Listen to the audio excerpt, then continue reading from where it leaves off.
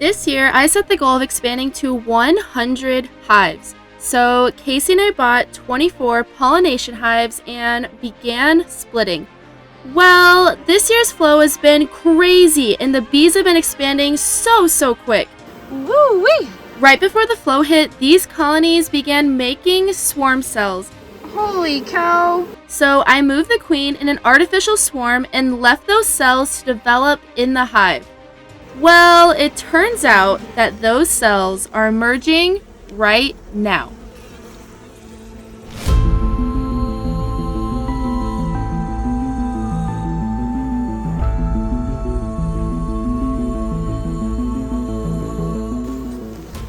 So, we were in one of our hives today and I found 2 virgins that we were able to cage.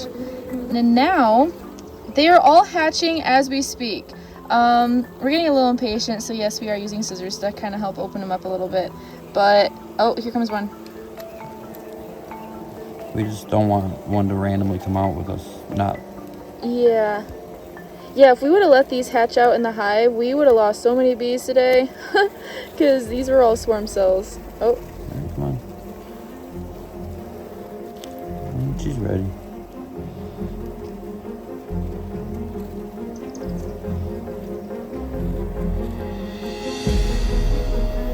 There she goes.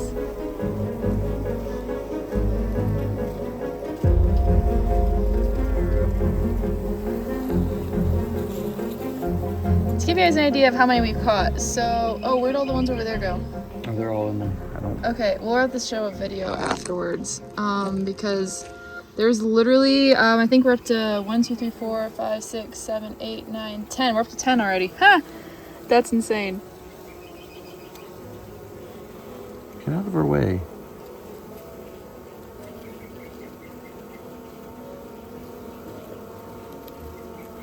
Yeah, I heard them all piping in my car. The whole ride back they were piping. There was like 5 of them in here as soon as I opened up the thing. Oh no. Oh.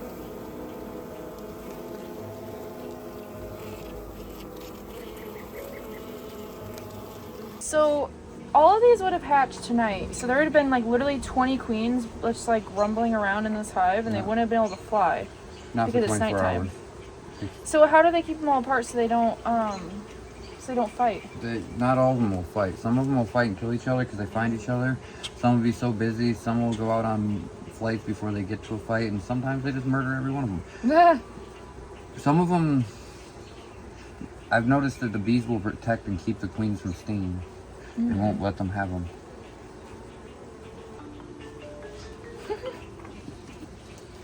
This is seriously crazy. They timed this perfect though, so that it's at nighttime. I wonder if they always do that. They know way more than we know. And they know how they know it. We don't. Let's see your little whisker. Is she in there? Yeah. So I thought I saw her whisker. No, they made perfect queens in every one of these cells. This one was like a cell producing machine.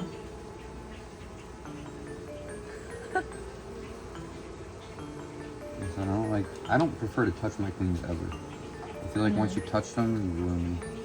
I don't understand why people pick them up. I mean, I get you can do it, but I'm superstitious like that. You know me. Yeah. Ooh, you were ready. Yeah, she was. She was next. No light, no light, no light. Yeah, no light. Man, today's not my day. I got stung in the nose and got stung in the ear. Ouch. These can be here.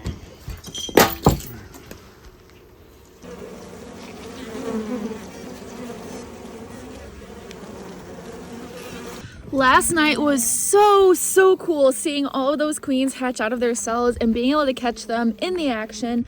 So today I have a ton of queens that I now need to either bank some of them in another queenless hive so they can keep getting stronger and stay healthy, and then any other ones I'm also going to be putting into some of the little nukes that we made up.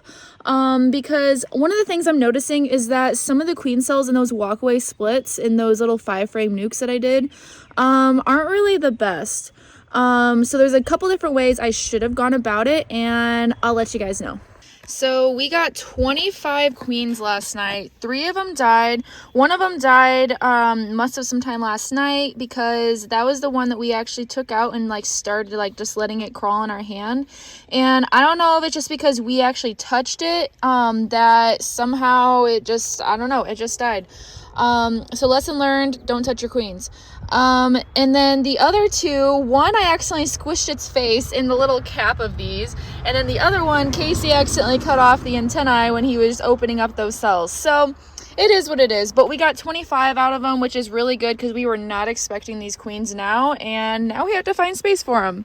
And I got this little 2-framer. I'm going to bring this back, put the frames back into a hive. And I always like to have this just for situations like this, when I can just throw queen cells directly in here, and then I can just take it home and wait for them to hatch and then catch them in the process. So that is an amazing, amazing tool to have in your toolbox. Okay, so I'm going to bank all of these in the hive that they had originally came from. So that they will actually feed them and keep them healthy while I go through all the nukes and figure out where exactly I'm going to put them. So back to when I mentioned that there was a better way that I could have went about making up all of those nukes with the queen cells. So what I ended up doing is, when I saw that these hives were preparing to swarm, I did an artificial swarm where I took their queen and I left them some queen cells, but then took all the rest of the queen cells and made splits with those queen cells. Well, what I should have done now looking back, so when I took those queen cells out, they were not fully capped, they were still open, and the larva was still developing.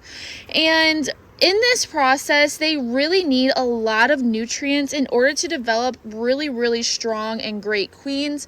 And what ended up happening is, when I took out those queen cells and I instead moved them into some nukes for some splits, there wasn't as many bees or resources in there to truly take care of those queen cells. So yes, they have queen cells, but they're not to the best quality, and your queen really makes your hive. So I'm going to replace those queen cells with these queens because they were really good quality.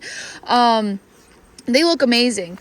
So next time around, if I ever end up getting into a hive a little late, realize that they're going to swarm, next time I'm going to take the queen, leave the queen cells until they're fully capped, and then at that moment is when I can move all of those queen cells into a walk-away kind of split style.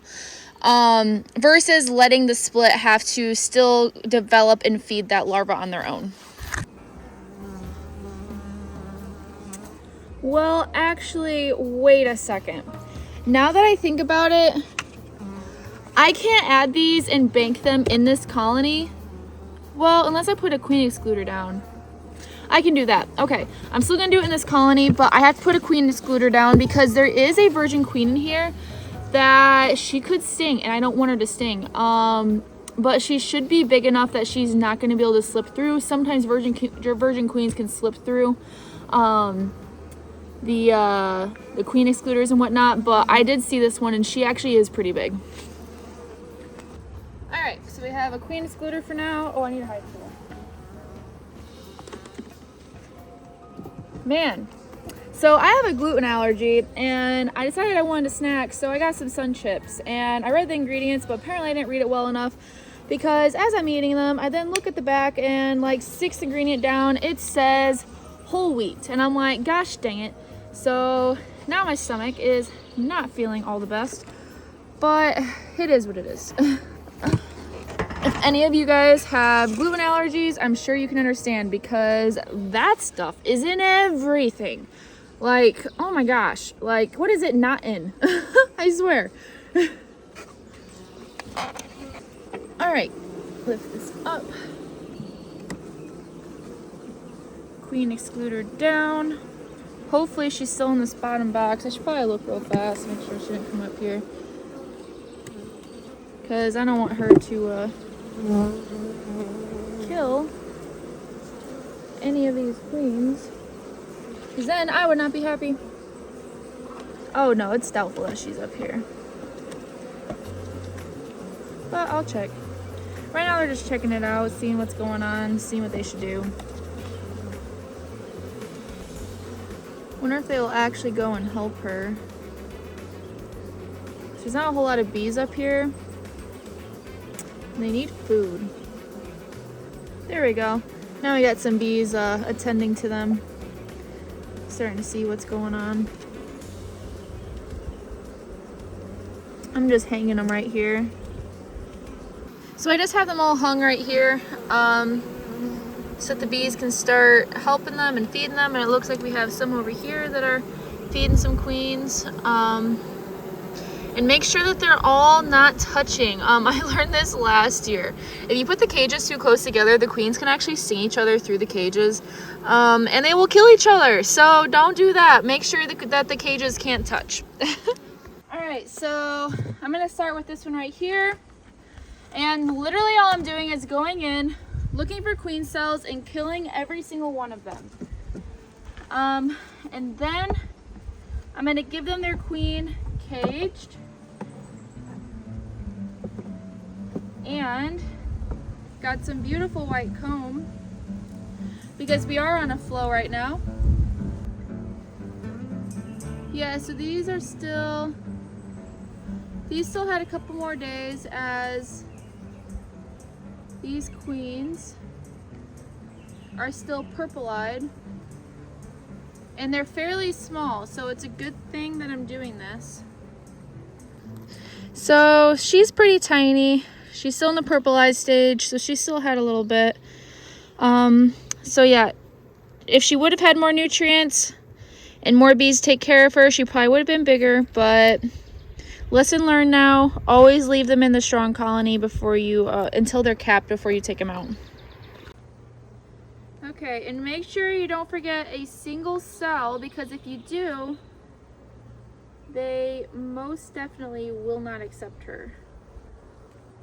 So I'm gonna do this because I can't see, and a lot of times you'll miss some because the bees are hiding them. They hide queen cells really well, and I don't want to miss any. So it looks like that was the only queen cell that was in here, so this is perfect. They're trying to draw this out all stupid.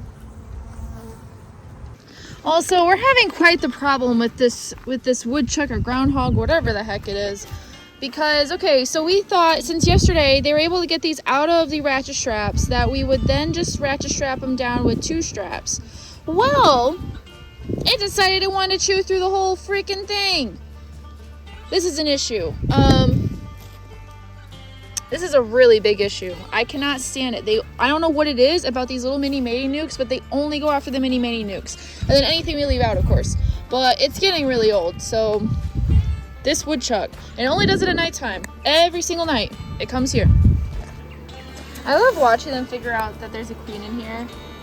Like, they jump up here and they're like, wait, that's a queen. How'd she get in here? What's that thing that she's in? How do we get her out? Do we like her? Like, they all got their eyes up there looking at her like, where'd you come from? And see how, like, all of the bees around her start to, like, turn towards her? Oh, they're starting to walk over. They're like, hey, there's a queen over here. What do you want to do, guys? I think that one's the one that's really checking out what they think of her. I think they're like, she's new. We don't have a queen. But I'm not going to let her out yet. I'm going to let them get used to her first. And then I'm going to come back in a couple hours and see how they're acting. So, of course, they're going to stop doing it as soon as I put the camera on them. But they have been all, well, actually, yeah, now they're starting to pay attention to it. When you start to see a lot of the bees just circling around the queen cell, you can see right here, and when they start buzzing and dancing on them, that's what was happening yesterday, and this means that they're going to be hatching very, very soon. See how it's all turning around on the cell and it's giving it a lot of attention? They're trying to figure out how to help her get out and open up that cell.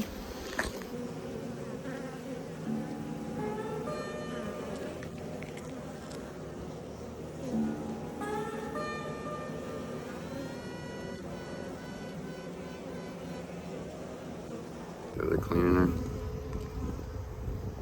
They're gonna take all the, like, excess. So why is it that some of the queens, when they come out, they're all light colored like that, but then some of the queens, like the ones we saw last night, they came out looking all nice and pretty? That's a different. She'll turn golden. The other ones won't. the different species or genetic or whatever. Oh. You can tell by the coloring. She's going to be golden. She won't have any black stripes when she hardens up. She's so light. She's nice and fat though. Yeah, she is.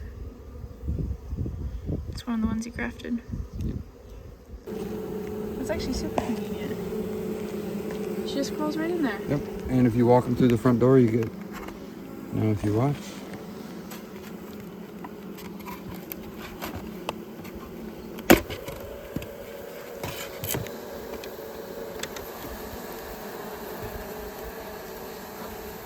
They won't mess with her. She's in there somewhere.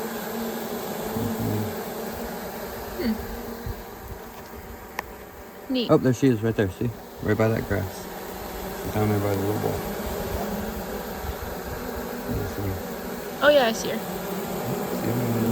Walking in the front door. Hey, what's up, guys? I think they take that as a cell hatching to them. I think. I don't know. Yeah, I think that's what's going on right now, because I noticed that all of these hives are accepting a virgin. Like, I don't even have to let the cells sit there, or the cage sit there anymore. They're accepting them right away. But there's also, all of these have like cells in them that I'm killing, so they probably think that one just hatched. I wonder if virgins have a different chemical smell or like whatever pheromone smell that actually stops other pheromone smells. Like, you know how maybe like their pheromones are like a light switch. You plug one, they turn one on and they'll become laying workers. You add brood and that smell shuts it off. It becomes a non-laying worker. Maybe swarmy hives, once they can smell a virgin, they just lose that instinct.